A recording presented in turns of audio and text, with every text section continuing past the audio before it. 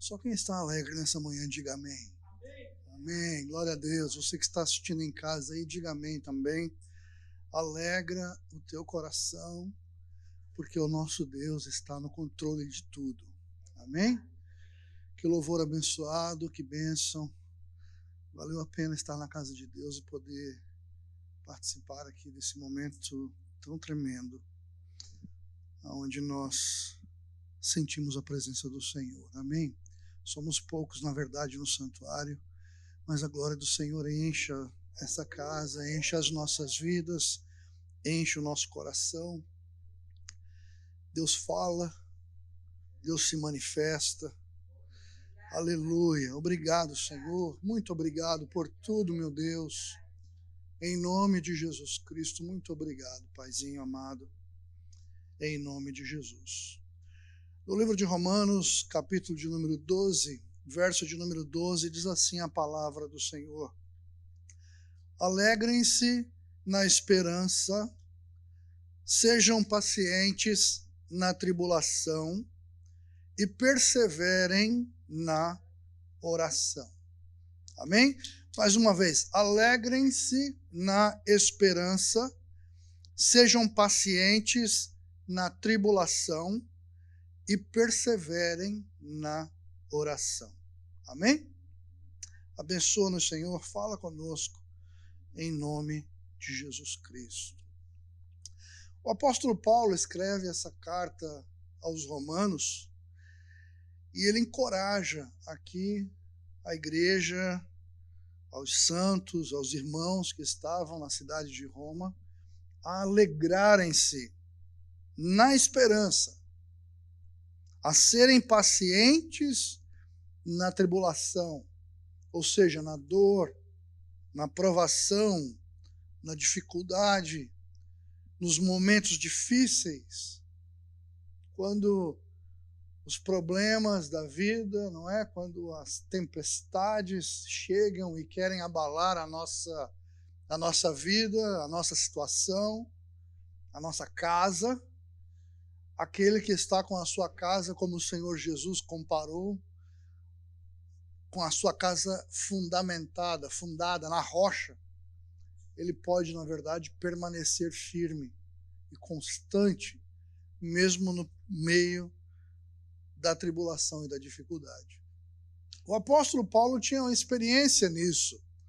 O apóstolo Paulo tinha inúmeras vezes ele escreve pedindo ao povo, aos irmãos, que se alegrem no Senhor, mesmo em momentos quando ele mesmo passou dificuldade. Paulo escreve e ele descreve muitas vezes nas suas cartas a sua vida, as dificuldades, as perseguições que ele mesmo viveu, que ele mesmo passou durante o seu ministério, não é? Ele diz que por vezes passou fome, por vezes passou frio, foi apedrejado, não é? Sofreu naufrágios. Tudo isso o apóstolo Paulo viveu, mas em momento nenhum ele faz uma defesa da tristeza, não é? Mas ele sempre ensina a igreja e os irmãos a se alegrarem no Senhor.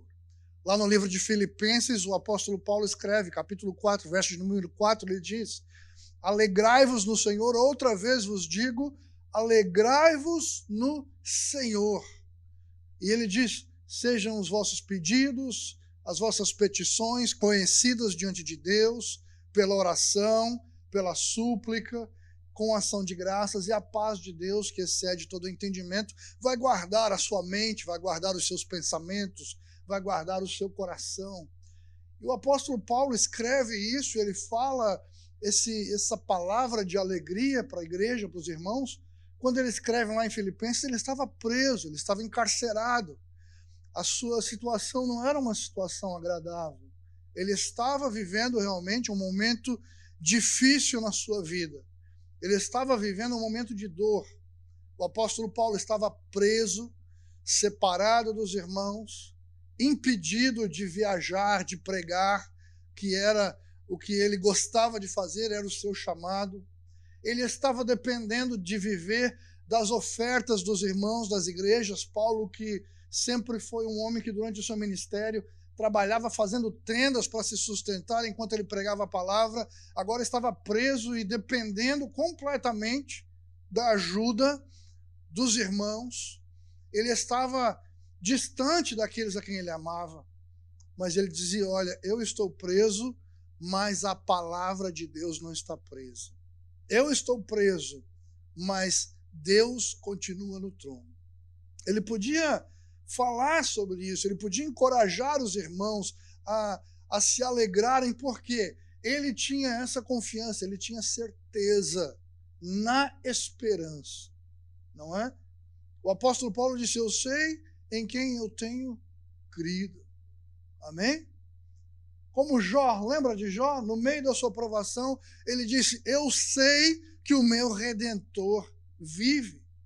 É por isso que nós, que estamos em Cristo, que somos de Cristo, mesmo no momento de grande dificuldade, mesmo no momento de uma grande tempestade, nós podemos nos alegrar na esperança.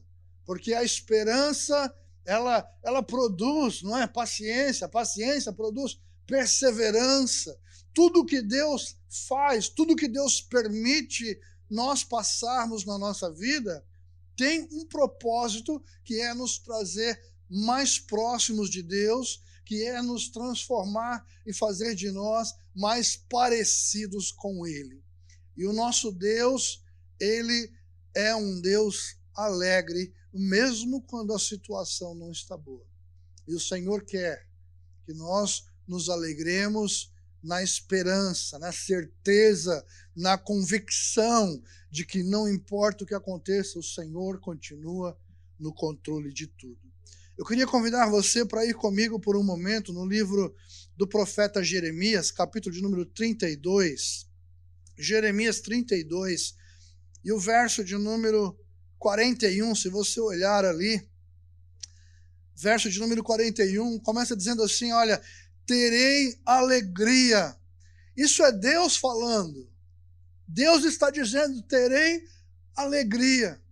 O Senhor está declarando aqui que Ele irá se alegrar.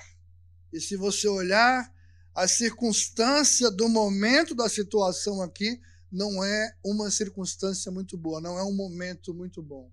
Na verdade, quando você chega aqui no capítulo de número 32 do profeta Jeremias, esse homem que foi levantado por Deus para profetizar para a nação de Israel, para, no caso, o reino de Judá em Jerusalém, Deus levanta ele como um profeta no meio daquele povo, e a mensagem, na verdade, de Jeremias não era uma mensagem que ia gerar muitos sorrisos, não era uma mensagem que ia alegrar assim o coração do povo, porque ele estava falando que Deus haveria de julgar, que Deus traria juízo sobre Judá. Jeremias estava profetizando naquele tempo que a cidade seria destruída e entregue nas mãos do inimigo, da Babilônia, do rei Nabucodonosor, e ele está profetizando para essa nação, para esse povo em Jerusalém, dizendo para eles que eles se esqueceram de Deus, que eles viraram as costas para o Senhor, e a mensagem de Jeremias era uma mensagem dura. A cidade estava cercada. E Deus, ele olha tudo isso, mas ele ainda diz no verso 41, terei alegria. Deus olha para Jeremias, o seu profeta, o homem que ele levantou para profetizar, e Jeremias estava, na verdade, preso. Volta um pouquinho, Jeremias capítulo 32, se você olhar aqui, no verso de número 3 em diante, Jeremias 32, verso 3 em diante, a Bíblia diz assim: Zedequias, rei de Judá, havia aprisionado Jeremias. Me ajuda aqui, irmão. Jeremias 32, verso 3. Zedequias, rei de Judá, havia aprisionado Zedequias, rei de Judá, havia aprisionado Jeremias, acusando-o de fazer a seguinte profecia: o Senhor entregará a cidade nas mãos do rei da Babilônia e este a conquistará. Isso é o que Deus estava olhando. Deus, se ele fosse olhar para as circunstâncias, quem sabe ele poderia se entristecer aqui nesse momento. O meu povo se esqueceu de mim. O meu povo virou